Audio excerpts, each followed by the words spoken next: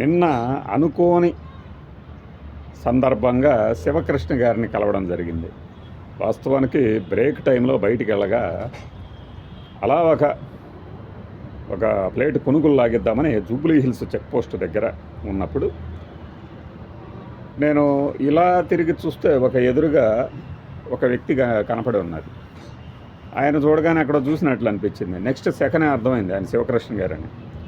శివకృష్ణ గారి గురించి ఎక్కువగా ఎందుకు మాట్లాడుకునే వాళ్ళం అంటే, అంతకుముందు కృష్ణ గారితో ఆయన సాన్నిహిత్యం కానీ, కృష్ణ గారు చనిపోయిన తర్వాత ఆయన స్పందించిన తీరు కానీ ఎగ్జాక్ట్గా నేను వెళ్ళి పలకరించగానే, నేను వచ్చి నిలబడిందే ఇక్కడ చాలా తక్కువ, ఎంత ఒక్క నిమిషం కూడా కాలేదు, ఎలా గుర్తుపట్టారు మీరు నన్ను అని.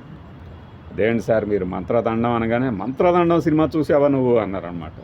నేను చాలా వీడియోలో కూడా చెప్పాను కదా. ఆ తర్వాత మాటలు కనీసం ఒక అరగంట మాట్లాడి ఉంటాను. డౌన్ టు ఎర్త్ క్యాండిడేట్ అనమాట. ఎన్ని సినిమాలు చేశారు నిజంగా. లెజెండ్ పర్సనాలిటీస్ అంటే ఇప్పటికి కూడా బతుకున్న వాళ్ళు ఆయన అని చెప్పాలి. లెజెండ్స్ అంటే ఆ తర్వాత వాళ్ళని అంటారు, కానీ ఆ తర్వాత అంటే పరమపదించిన తర్వాత ఎన్నో సినిమాలు చేసిన అనుభవం, ఎన్నో క్యారెక్టర్లు. నేను ఆయనతో ఫస్ట్ అసలు ఆయనతోనే మాట్లాడుతున్న ఫీలింగే సింక్ అవ్వలా నాకు. అందుకని వేరే విషయాలు మాట్లాడుతున్నాను, కానీ రెగ్యులర్గా వీళ్ళు కనపడితే ఇవి మాట్లాడాలని ఎప్పుడైతే అనుకుంటామో అవి అయితే గుర్తురాలా. ఆ తర్వాత మెల్లిగా నడుస్తూ వెళ్తున్నప్పుడు గుర్తొచ్చింది ఆయన ప్రొడ్యూస్ చేసిన ఆడపడుచు కానీ, ఆడది అనే సినిమాలో ఆమె నేను ఇంట్రడ్యూస్ చేసిన విషయం కానీ, ఆయన ఫస్ట్ మాట నేను కృష్ణ గారి అభిమాని అండి అనగానే, దేవుడయ్యా నా దేవుడయ్యా అని అనమాట. ఆయన మీరు చాలా ఐ డ్రీమ్స్లు ఇంకా చాలా ఇంటర్వ్యూలో చూసుంటారు శివకృష్ణ గారిని. అందులో ఎలా ఉన్నారో అలానే ఉన్నారు. ఇంకా బయట మాట్లాడటం కూడా మీరు చూసి ఉండొచ్చు. నేను దిగిన ఫోటోతో శివకృష్ణ గారు మీకు ఆ గెటప్లో ఎక్కడా కనపడరు. చెప్పారు నాకు ఆయన, నేను ఇలా ఎవరితో ఫోటో దిగనయ్యా అని. కానీ ఏంటంటే ఎన్నో ఏళ్ల తర్వాత ఎప్పటిదో ఒక సినిమా గుర్తుపెట్టుకొని ఉంటాడంటే, ఇతను నిజంగానే మన సినిమాలు చూసి మనల్ని అభిమానించి ఉంటాడనే ఒక నిజాయితీని గమనించారు. కాబట్టి చాలామంది ఏ కామెంట్లైనా పెట్టుకోండి, కానీ శివకృష్ణ గారు ఆ కృష్ణ గారి గురించి ఎక్కడైతే ఏమైతే చెప్తూ ఉన్నారో అవే చెప్పారు. దేవుడయ్యా బాబు, దేవుడు అసలు ఆయన. అందుకే కదా నేను ఆయన చనిపోయినప్పుడు ఆయన ఏడ్ చేశానంటే అందరూ అంతేనండి. ఇక ఆయన బీజేపీలో ఉన్నప్పుడు కానీ, ఎవరూ లేని టైంలోనే మీరు బీజేపీలో ఉన్నారు కదా అండి అంటే, అవును అని నేను ఒక సినిమా గురించి చెప్పాను, మన అల్లుడి దిద్దిన కాపురం కృష్ణ గారిది. అదే టైం కదండి అంటే, ఎగ్జాక్ట్గా అయ్యా నీకు భలే గుర్తున్నాయి అన్నీ అన్నారనమాట. అది వాళ్ళ అబ్బాయి గారు కూడా ఉన్నారు. అంటే ఇప్పుడు ఆయన కనపడి ఒక ఫోటో దిగుతాను అని అడగటము, ఆయన అనుమతించడమే ఎక్కువ. వాళ్ళ ప్రైవసీకి భంగం కదా అని చెప్పేసి ఆయనతో వాళ్ళ అబ్బాయితో కూడా దిగలేదు. అచ్చం శివకృష్ణ గారు అలానే ఉన్నాడు ఆయన. ఇండస్ట్రీకి ఎందుకు రాలేదని బహుశా మరి చాలా సినిమా ఇంటర్వ్యూలో చెప్పు ఉండొచ్చు శివకృష్ణ గారు, కారణం ఏంటనేది. అలానే ఉన్నారు.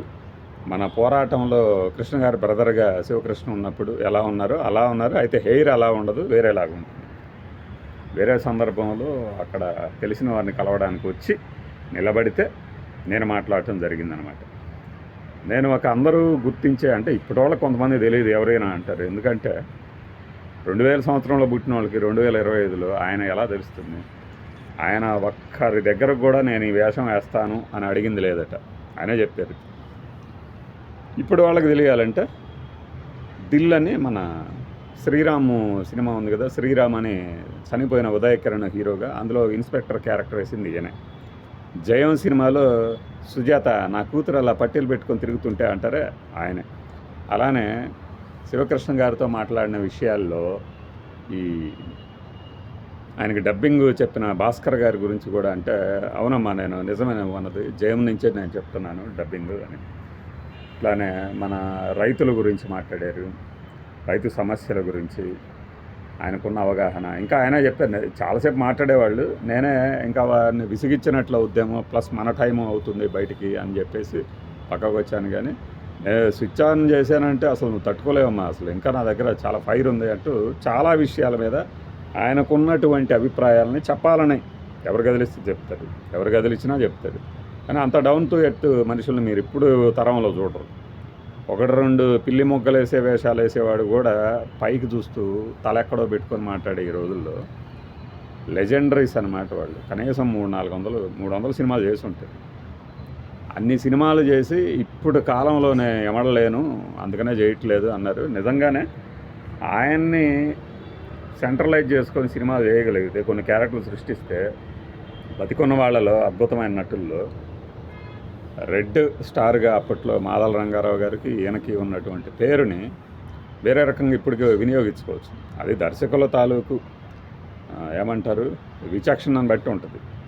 పెద్దవాడైపోయాడు కదా ఇంకా ఆయన అంటే, అసలు ఆయనే చెప్పారు నా దగ్గర రావడానికి కూడా భయపడతారు అసలు అని. కానీ మనం అవుట్ ఆఫ్ ఇగ్నోరెన్స్ కావచ్చు, ఉత్సాహం కావచ్చు, చాలా దగ్గరికి వెళ్ళాము, మాట్లాడాము. ఇది చాలామందికి ఏంటంటే ఇది చిన్న విషయమే కదా అనుకుంటారు. ఆయన ఏం చేశారు ఇండస్ట్రీలో అనేది తెలియనప్పుడు. ఇది శివకృష్ణ గారితో నేను చూసినటువంటి ఇది. దట్టు మాకు అభిమానపాత్రమైన సూపర్ స్టార్ గారు అంటే, అసలు సూపర్ స్టార్ గారు శివకృష్ణ గారిని ఎందుకు పెడుతున్నారు ప్రతి దాంట్లో అని శివకృష్ణ గారే అడిగారంట. ఎందుకు సార్ నన్నే ఎందుకు అంటే, ఆయన ఒక విషయం చెప్పారట. నువ్వు ఉన్నావు అనుక నాకు సగం పనే తగ్గిపోద్ది, ఆ ఫైట్లను నువ్వు చేసేస్తావు కదా, సగం నేను చేసేస్తాను అని అన్నారంట. అంటే అంత బోళా మనిషి సార్ అంటే, అవునయ్యా అసలు అట్లాంటి మనిషి ఇండస్ట్రీలో ఇంకా రారయ్యా బాబు అన్నారు. అది కృష్ణ గారి గొప్పదనం. అందుకు మనం శివకృష్ణ గారితో ప్రత్యేకంగా సంభాషించింది కనపడగానే. నేను ఇంకా మిగిలిన అల్లాటప్ప క్యారెక్టర్లు అంటే వాళ్ళు సినిమాల్లో టాప్ రేంజ్లో ఉండొచ్చు, కానీ బయట కనబడితే కనీసము చూపు కూడా తిప్పను. ఇది మాకు తెలిసిన చాలామందికి తెలుసు. కొంతమందికి అసలు వీడికి ఎందుకు కనబడతారు, వీడెందుకు అక్కడ ఉంటాడు అనుకుంటారు, తెలియదు. కాబట్టి ప్రతిదీ చెప్పాల్సిన అవసరం లేదు. కొన్ని విషయాలను మీతో షేర్ చేసుకుంటూ ఉంటాను. బాయ్.